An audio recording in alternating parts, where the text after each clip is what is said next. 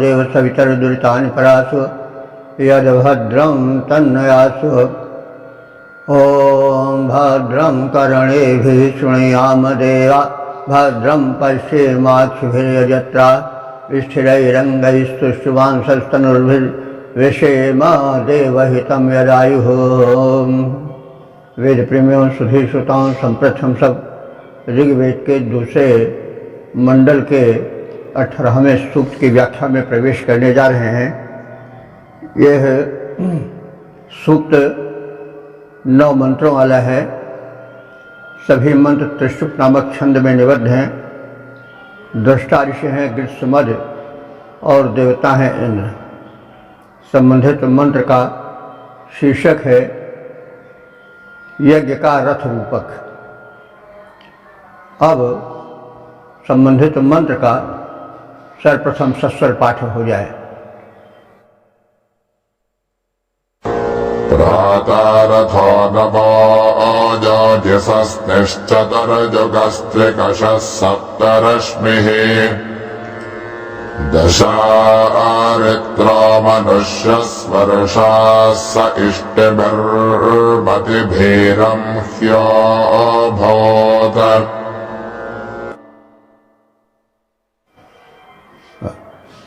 इस पहले मंत्र में यज्ञ को रथ का रूपक दिया गया है। उस यज्ञ रूपी रथ की विशेषता बताई गई है और उसे स्वर्ग तक ले जाने वाला कहा गया है। तो ऋषि कह रहा है कि प्रातः योजि, यह यज्ञ रूपी रथ जो कि प्रातः काल में नियोजित किया जाता है, तैयार किया जाता है, उसकी विशेषता यह है कि यह मनुष्य स्वः, मनुष्यों को स्वः माने स्वर्ग तक ले जाने वाला है। और क्या विशेषता है कि नवः प्रातः नियोजित किया गया है, इसलिए उस दिन के लिए बिल्कुल नया है। और सस्निह, यह शुद्ध है और मनोरथों को पूर्ण करने वाला है। अब रथ में जुए होते हैं और उसमें जो है वो लगाम होती है, अश्व होते हैं, चाबुक होता है। तो ये सब क्या है बताया जा रहा है, रूपक है।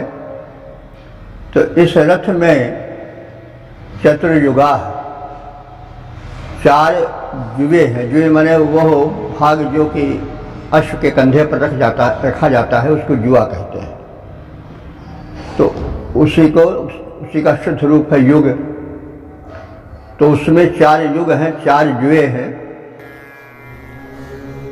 अथवा ऐसा भी भाष्यकारों ने अर्थ किया है कि ये जो 4 जुए कहे गए हैं, ये 4 युग हैं। जैसे 4 युग कौन? सतयुग, त्रेता, द्वापर, कलयुग, यह इसके 4 जुए हैं। और इसे धर्म अर्थ काम मोक्ष से भी जोड़ा जा सकता है, ये इसके जुए हैं। और यह है त्रिकाशा, त्रिकशा, कशा कहते हैं कश, चाबुक को। रथ में अश्वों को हाँकने के लिए चाबुक होता है, नियंत्रण के लिए। तो इस यज्ञ रूपी रथ में त्रिकशा, 3 कशा हैं, यानी 3 चाबुक है। तो ये 3 चाबुक क्या हैं? उदात्त, अनुदात्त और स्वरित। ये मंत्रों की ध्वनियों के ऊंचे नीचे करने वाले होते हैं। कुछ जोर से, कुछ स्थल मंत्र के होते हैं जो उदात्त में तीव्र में बोले जाते हैं, कुछ धीमा करके बोले जाते हैं, कुछ स्वरित माने बहुत खींच कर बोले जाते हैं। तो ये जो उदात्त, अनुदात्त और स्वरित स्वर हैं, यही 3 चाबुक हैं उस रथ के, जिनसे यह गतिमान होता है। यानी उदात्त, अनुदात्त, स्वरित स्वरों में गायन होता है, उससे मंत्र नियंत्रित होता है। नहीं कहाँ चढ़ाया जाए, कहाँ उतार, आरोह अवरोह से मंत्र नियंत्रित होता है। तो उदात्त, अनुदात्त, स्वरित ये उसके 3 नियंत्रक चाबुक हैं, कशा हैं। और यह रथ इन्हीं से गतिमान होता है। इसमें 7 लगाम भी हैं, सप्त रश्मि, रश्मि माने किरण या लगाम। तो इस रथ में 7 लगाम हैं। तो वो 7 लगाम क्या हैं? गायत्री आदि 7 छंद जो हैं, वही इसके 7 लगाम हैं, उससे से नियंत्रित होता है। और इस रथ में, यज्ञ रूपी रथ में 10 अरित्रा, 10 जो हैं वो चक्र हैं, पहिए। यज्ञ रूपी रथ में तो पहिए क्या हैं? 10 दिशाएं हैं, यानी 10 दिशाओं में यह गतिमान होता है। तो यह रथ जो है यज्ञ रूपी, वह मनुष्य स्व, मनुष्यों को स्व माने स्वर्गलोक तक पहुंचाने वाला है, कल्याण तक पहुंचाने वाला है। तो ऐसा रथ जो है वो गतिमान होता है, तो स्वर्ग तक ले जाता है और स्वर्गदायक होता है यज्ञ। कहीं दूर जाने में वाहन की तीव्रता का होना आवश्यक है, तो वैसे यज्ञ रूपी रथ है जो स्वर्ग तक ले जाता है, और उसमें विशेषताएं हैं, उसके अंग उपांगों का वर्णन किया गया है। तो यज्ञ को रथ का रूपक दिया गया है। और ऋषि कहता है कि प्रातः काल यह नवीन यज्ञ रूप रथ नियोजित किया गया है। नवीन इसलिए है कि दिन का नयापन सवेरा होता है, सवेरे वाला यज्ञ जो है वो नया ही हो है। तो प्रातः काल यह नया यज्ञ रूपी रथ नियोजित किया जाता है, तैयार किया जाता है गति के लिए, जाने के लिए गंतव्य तक। तो इस यज्ञ रूपी रथ में 4 युग रूपी जुए संलग्न हैं। वे 4 जुए क्या हैं? 4 पुरुषार्थ, धर्म, अर्थ, काम, मोक्ष। तो यह जो है 4 युग कहें, सतयुग, त्रेता, द्वापर युग, ये सब कह सकते हैं। यज्ञ तो सनातन है,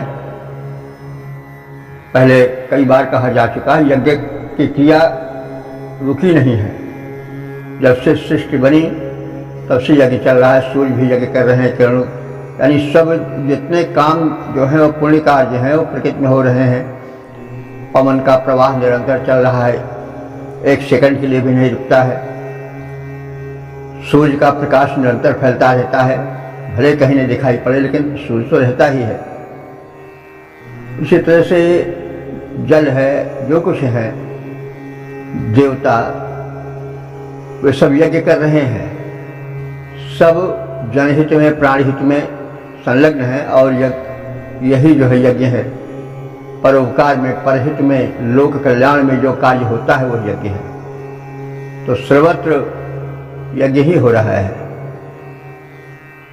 प्रत्येक कण कण जो है यज्ञ कर रहा है, और वृक्ष भी फल देकर के यज्ञ ही कर रहे हैं, लताएं, अन्न। तो सब यह यज्ञ एक शाश्वत प्रक्रिया है। तो यह है मनुष्यों को का कल्याण करने वाला है। तो इसका रूपक बताया गया कि यह 3 स्वरों वाला है, उदात्त, अनुदात्त और स्वरित। ये 3 चाबुक हैं जिनसे यह गतिमान होता है। इसमें गायत्री आदि प्रमुख 7 छंद हैं, वही 7 लगाम हैं। 10 दिशाएं इसके चक्र हैं, पहिए हैं, अर्थात यह 10 दिशाओं में गतिमान होता है। आराध्य के प्रति भक्त युक्त मत से गति ग्रहण करता है, गतिशील होता है। यह यज्ञ रूपी रथ कल्याणकारी है और मनुष्यों को स्वर्ग तक ले जाने वाला है। इसका पद रूपांतरण देखें। जोड़ा गया यज्ञ रूपी रथ प्रातः नवल ललाम, इसमें 4 जुए, चाबुक त्रय और है 7 लगाम। इसके चक्के हैं 10 दिशाएं, जिसमें होता यह गतिमान स्वर्ग तलक पहुंचाने वाला हितप्रद परम महान। ओम वेद प्रेमियों सभी श्रोताओं, संप्रति हम सब ऋग्वेद के दूसरे मंडल के 18वें सूक्त के दूसरे मंत्र की व्याख्या में प्रवेश करने जा रहे हैं। मंत्र दृष्टा ऋषि हैं गृत्समद, छंद है त्रिष्टुप और देवता है इंद्र। प्रतिपाद्य है इंद्र को समर्पित यज्ञ अभीष्टप्रद। अब संबंधित मंत्र का सर्वप्रथम सस्वर पाठ हो जाए। सास्मारं प्रथमं सद्भितेजमतोत्रतेजं मनुषः सहोता अन्यस्य गर्भमञ्ज ओजनन्दसो अन्येभ्यः सदतेजेन्यो वृषा।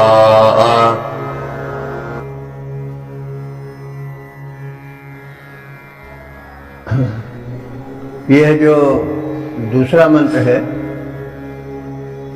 इसमें भी यज्ञ की महिमा बताई गई है और इस सोम यज्ञ में 3 सवन बताए गए हैं। यज्ञ का नियम था कि वह प्रातः, मध्याह्न और सायंकाल को विशेष रूप से तैयार किए जाएं, इनको संपन्न किया जाए और इन तीनों कालों के यज्ञों में 3 सवन होता था। सवन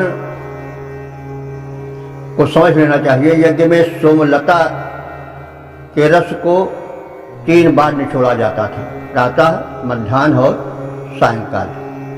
सोम के विषय में बहुत कुछ कहा गया है। इंद्र को यह नैवेद्य बड़ा प्रिय है, तो इंद्र परम ब्रह्म परमात्मा का रूप है, देव में श्रेष्ठ है सबसे। तो जब स्वामी को प्रसन्न कर लो तो उसके अधीन लोग तो प्रसन्न होंगे ही। तो इंद्र को सोमपान बड़ा प्रिय है, इसलिए सोमयज्ञ में 3 बार सोम निचोड़ा जाता था, प्रातः काल, मध्याह्न और सायंकाल। तो उसी को सवन कहते हैं। ताजा का ताजा रस निकलता था, प्रस्तुत किया जाता था, तो यही सवन है। तो यह जो सोम यज्ञ है वह मनुष्य होता है।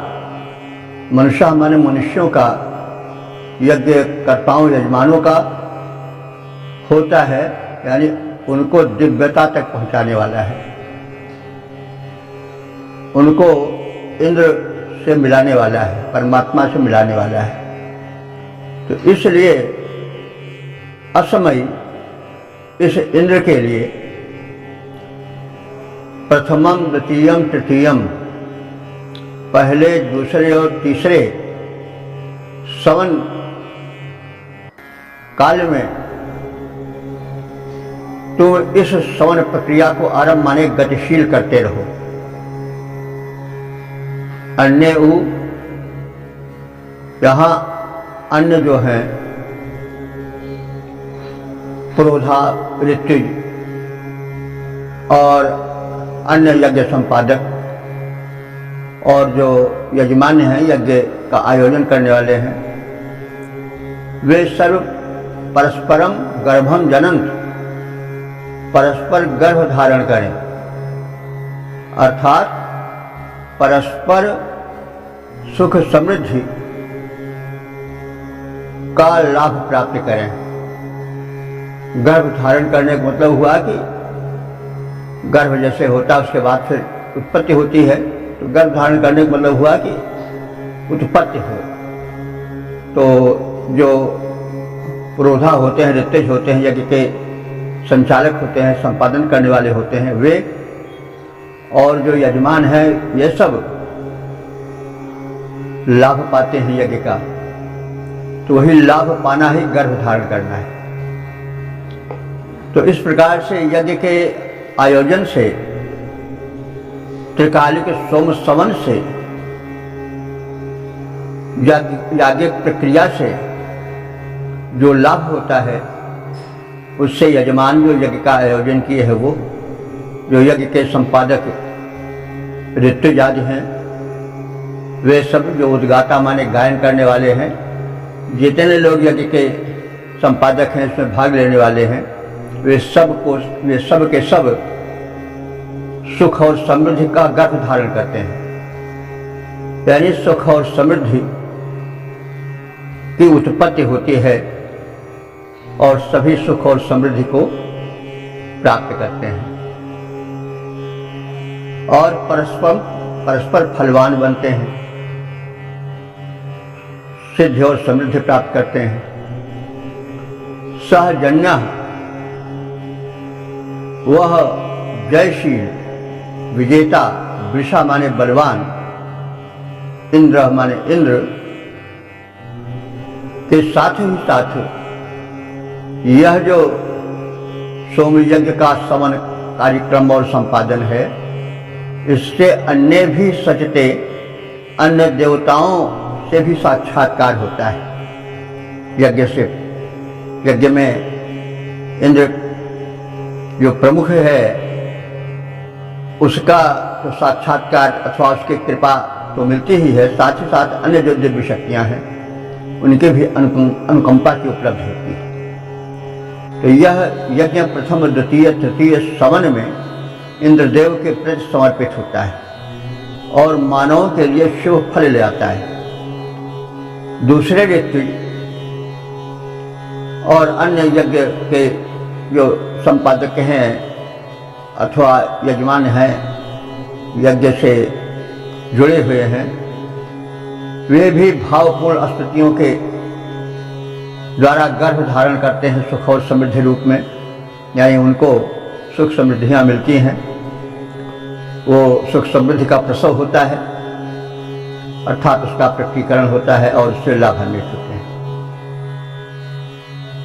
तो इस प्रकार से उस अजय इंद्र की अनुग्रह प्राप्ति होती है और उसके साथ साथ अन्य देवों के भी दिव्य दर्शन होते हैं, उनकी भी कृपा मिलती है।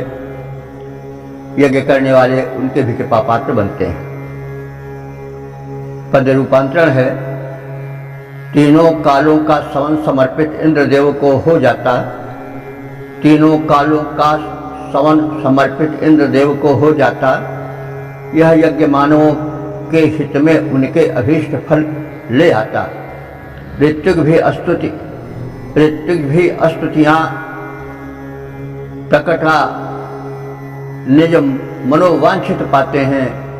इंद्रदेव अनुकंपा कर निज भक्तों से मिल जाते हैं। तो जैसा ये बताया गया है कि सवनकार जाते हैं, सोमलता निचोड़ी जाती है 3 समय, प्रातः, मंडाल और सायंकाल में ये सवन निचोड़ा जाता है, इंद्र को समर्पित किया जाता है और इंद्र के सहित समग्र देवों की कृपा दृष्टि प्राप्त होती है इस याज्ञिक विधान द्वारा। ओम वेद प्रेमियों, सुधी श्रोताओं, संप्रति हम सब ऋग्वेद के दूसरे मंडल के 18वें सूक्त के तीसरे मंत्र की व्याख्या में प्रवेश करने जा रहे हैं। मंत्र दृष्टा ऋषि हैं कृष्णमद, छंद है त्रिष्टुप, देवता हैं इंद्र और संबंधित मंत्र का प्रतिपाद्य है अस्तुति बल। अब संबंधित मंत्र का सर्वप्रथम सस्वर पाठ हो जाए। हरेण रथ इन्द्रस्य योजभाजै सोक्तेन वचसा नवेन मोषत्वामत्र बहवो हि विप्रानिरेदमन्यजमानासो अन्ये।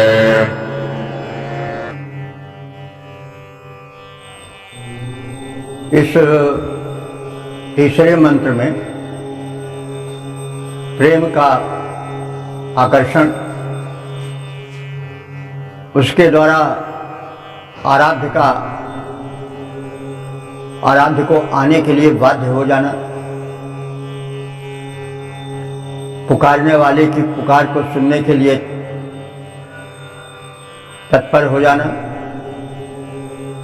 आदि का कथन है। स्तुति और प्रेमपूर्ण आग्रह में बराबर होता है और वह परम शक्ति उससे खिंचकर चली आती है। यहाँ पर ऋषि का कुछ भक्ति भाव प्रकट हुआ है कि हे भगवान, अब इंद्र परमात्मा के स्थान पर है, तुमको आना ही पड़ेगा। तुम अपने को आने से रोक भी नहीं सकते हो, क्योंकि हमारी स्तुति में बल है, वो बड़ी निष्ठापूर्वक की जा रही है। कहाँ तक तुम छिपोगे, तुम्हें आना ही पड़ेगा।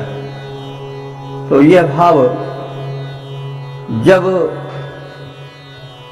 भक्ति भाव पुष्ट हो जाता है, परिपक्व हो जाता है, तब अहंकार रूप में नहीं वरन एक विश्वास के रूप में, आत्मविश्वास के रूप में प्रकट होता है। और वह परम शक्ति जिसको मिलना, जिसका दर्शन बड़ा दुर्लभ है, असंभव सा है, वो भी संभव सा उस आत्मविश्वास में दिखाई पड़ने लगता है। और वो परब्रह्म सामान्य बन जाता है, उसका सामान्यीकरण, साधारणीकरण हो जाता है। तो यह प्रेम के परिपुष्ट अवस्था में अनुभूत सत्य है। थोड़ा सा हम देख लें, तब इस अर्थ को समझने के लिए, उस भावपूर्ण तक पहुंचने के लिए। भक्तों के हृदय में ऐसे तमाम विश्वास होते हैं, कहाँ जाओगे भगवान, तुम्हें आना ही पड़ेगा। ऐसा एक हमारे यहाँ कवि हुए हैं रसखान।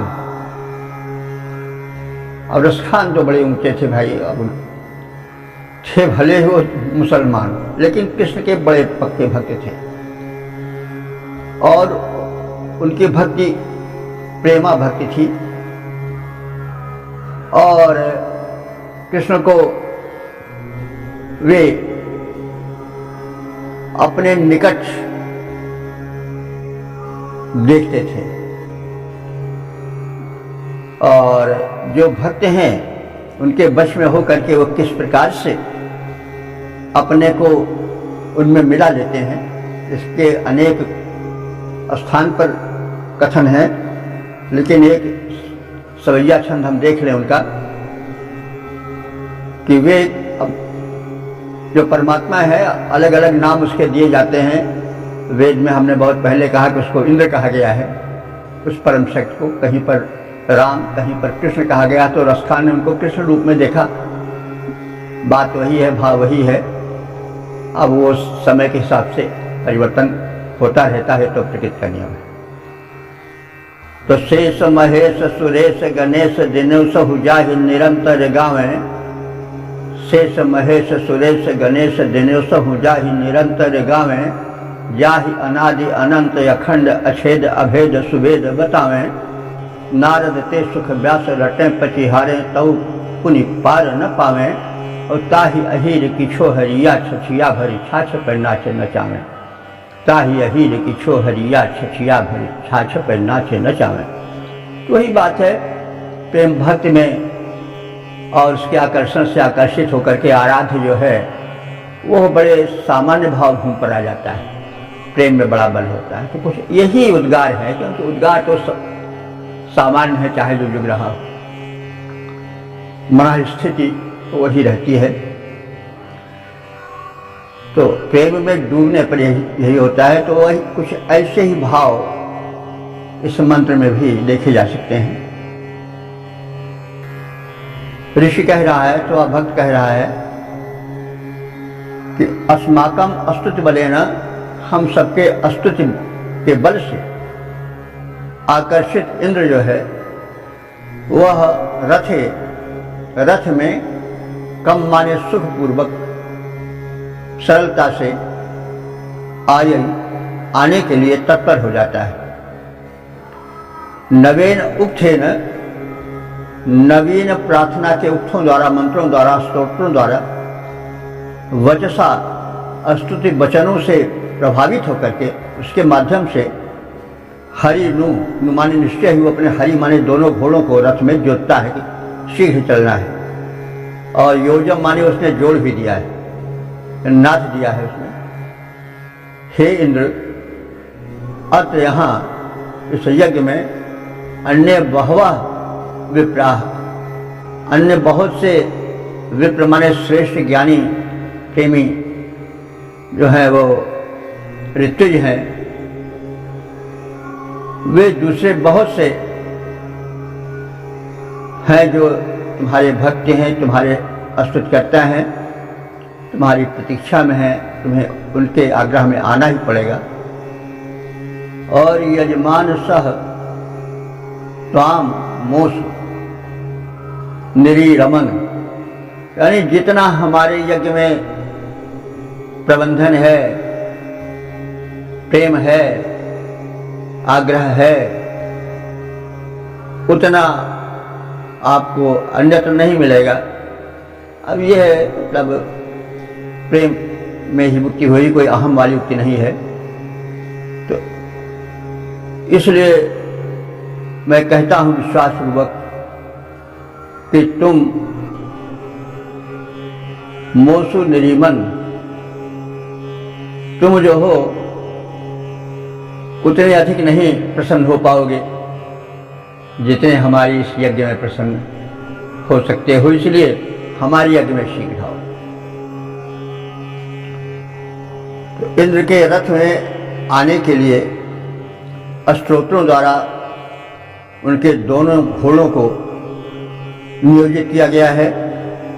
वे हमारे सबके स्तुति बल से प्रभावित होकर शीघ्र गमन के लिए बाध्य हो गए हैं, आएंगे, जल्दी से जल्दी आवेंगे। हे इंद्रदेव, इस यज्ञ में दूसरे बहुत से ज्ञानी स्तोता भी हैं जो हमसे बढ़ चढ़ करके हैं।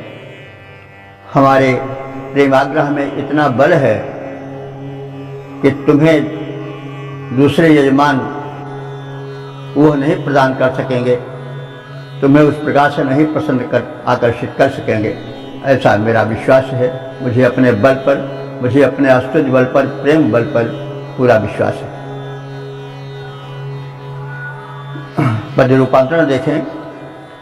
किया गया तत्पर सुरेंद्र को सुंदर स्तुति द्वारा, किया गया तत्पर सुरेंद्र को सुंदर स्तुति द्वारा, दोनों अश्व जुड़ गए रथ में आने हेतु विचारा। प्रेम शक्ति से भरी हुई है स्तुति नाथ हमारी, प्रेम शक्ति से, प्रेम भक्ति से भरी हुई है स्तुति नाथ हमारी। तुम्हें यज्ञ में आना ही पड़ जाएगा असुरारी। ओम वेद प्रेमियों, सुधीर श्रोताओं, संप्रति हम सब ऋग्वेद के दूसरे मंडल के 18वें सूक्त के चौथे मंत्र की व्याख्या में प्रवेश करने जा रहे हैं। यह मंत्र त्रिष्टुप नामक छंद में निबद्ध है। मंत्र दृष्टा ऋषि हैं गृत्समत, देवता हैं इंद्र, प्रतिपाद्य है सोमपान हेतु इंद्र को आमंत्रण। अब संबंधित मंत्र का सर्वप्रथम सस्वर पाठ हो जाए। आर्द्राभ्यां हरिभ्यामिन्द्रजाह्या चतुर्भिराषड्भिरहोजमानः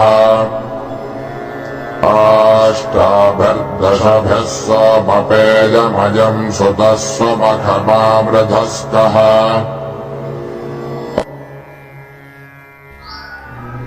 इस चौथे मंत्र में इंद्र से शीघ्र आने की प्रार्थना है। उत्सुकता प्रेमाग्रह इतना प्रबल है कि आवाहनकर्ता प्रतीक्षा की जो उत्सुकता होती है उस उत्सुकता जन्य आतुरी को, कष्ट को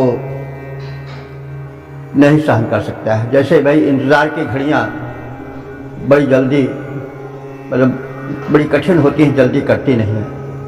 इंतज़ार की घड़ी में जो एक उत्सुकता होती है वो इतनी तीव्र होती है कि एक बेचैनी सी रहती है। तो उसको यहाँ पर प्रेम से प्रेरित होकर के ऋषि या उपासक या भक्त कह रहा है कि उसे प्रतीक्षा की घड़ी का सामना मत कराओ, शीघ्र आओ और इस प्रतीक्षा की हिंसा से हमें बचाओ। यानी प्रतीक्षा हमको कष्ट दे रही है, वो एक प्रकार की हिंसा ही है। तो ये प्रेमाग्रह में कहे हुए वचन हैं। भक्ति का यहाँ पर सघन रूप है और प्रेम की प्रगाढ़ता का निदर्शन है। ऋषि भक्त या उपासक निवेदन कर रहा है, इंद्र हे हमारे परम उपासक, इंद्र हूयमाना, तुम बुलाए गए हो। सोमपेयम, सोम पाने हेतु शीघ्र आओ।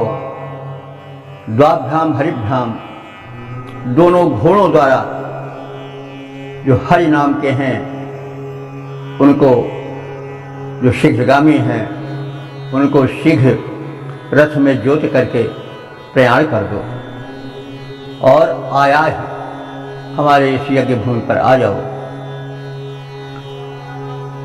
बहुत शीघ्र आप आने हेतु प्रार्थित हैं, इसलिए 2 ही अश्व अगर पर्याप्त न होते हों तो चतुर्भी षड्भी वाह, तो 4 अथवा 6 घोड़ों को जोत दो और आया शीघ्र आ जाओ। और हम सब इसके लिए बहुत प्रतीक्षा में हैं। अष्टाभी 10 भी, 8 और 10 घोड़े भी जोतना पड़े तो रथ में लगाने पड़े, नाथने पड़े, उसमें भी संकोच या विलंब मत करो। और अयम सुतः, यह निचोड़ा गया सोमरस जो तुम्हें अत्यंत प्रिय है, यह समर्पण भाव भरा तुम्हें समर्पित है। मृधा माँ कह, तुम शीघ्र आ जाओ। और मृधा माने हिंसा, माँ कह माने मत करो और हिंसा मत करो। इसका मतलब हुआ कि जो प्रतीक्षा की घड़ियाँ होती हैं, इंतज़ार की घड़ियाँ होती हैं, वो बड़ी कठिन होती हैं, बड़ी पीड़ादायक होती हैं। तो उस पीड़ा वाली हिंसा से बचाओ, यानी मुझे प्रतीक्षा करने का अवसर न दो ज़्यादा, क्योंकि उसमें बड़ी बेचैनी रहती है, इसलिए शीघ्र आ जाओ। हे इंद्रदेव, तुम सोम पीने के लिए बुलाए गए हो 2, 4, 6, 8, 10 घोड़ों से, जिससे तुम शीघ्र आ सको वो प्रबंध करो। हे श्रेष्ठ यज्ञों में आने वाले इंद्र, यह सोम तुम्हारे हेतु निचोड़ा गया है, यह भक्तिभाव तुम्हें ही समर्पित किया जा रहा है। अन्य को उस तीव्रता से, उस भावना से हम आतुर होकर के नहीं बुला रहे हैं, तुम्हारे ही लिए समर्पित है, इसे पान करो। विलंब द्वारा मुझे हिंसित मत करो, कष्टित मत करो।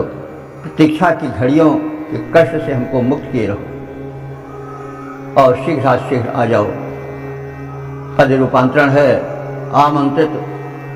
आमंत्रित हो इंद्र, सोमपान करने आ जाओ। 10 तक चाहे जितने भी घोड़ों के द्वारा आओ। पूज्य इंद्र अविलंब सोम अभिषुत पी जाओ। करो विलंब न देव, हृदय को नहीं दुखाओ। करो विलंब न देव, हृदय को नहीं दुखाओ। ओम वेद प्रेमी एवं सुधी श्रोताओं, संप्रति हम सब ऋग्वेद के दूसरे मंडल के 18वें सूक्त के 5वें मंत्र की व्याख्या में प्रवेश करने जा रहे हैं। यह मंत्र त्रिशुप नामक छंद में निबद्ध है। मंत्र दृष्टा ऋषि हैं ग्रीष्म, देवता है इंद्र, प्रतिपाद्य है इंद्र से सोमपान हेतु शीघ्र आने का निवेदन। अब संबंधित मंत्र का सर्वप्रथम सस्वर पाठ हो गया।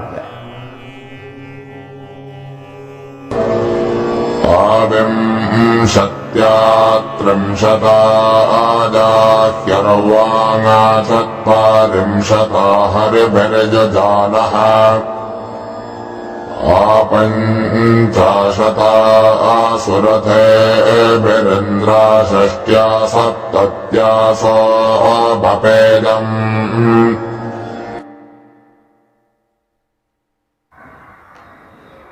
इस 5वें मंत्र में भी वही आतुरता, सोमपान के लिए भक्तिभाव भरे निवेद्य को स्वीकार करने के लिए इनसे आने का अनुरोध है।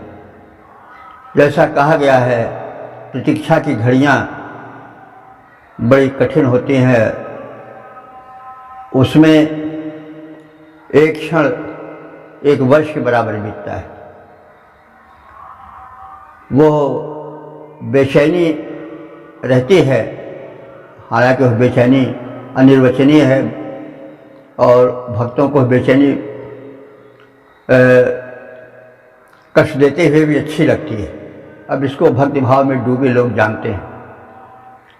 तो उसी यानी पिछले मंत्र के ही संदर्भ से, उसी से जुड़ा हुआ यह मंत्र भी प्रतीत होता है। 10 घोड़ों तक कहा गया था, 2 घोड़े आते थे, लेकिन भाई नहीं और जल्दी आओ तो 10 घोड़े लगा दे, ताकि और आ सको। ये अरे भाई उस सर्वशक्तिमान के लिए क्या कठिन है कहीं पहुंचना, लेकिन भाव में यथार्थ भूल जाता है। जब भाव हृदय में जागृत हो जाता है तो उस भावना के प्रवाह में यथार्थ जो वास्तविकता है वो बह जाती है। यशोदा आदि जो कृष्ण को छड़ी लेकर के धमकाती डरपाती थी, तो वो मतलब उसको हम देख सकते हैं, वो भूल जाती थी कि ये जो है वो परब्रह्म परमात्मा है। भले बोध उनको था, लेकिन उस भावना में वो भूल जाती थी।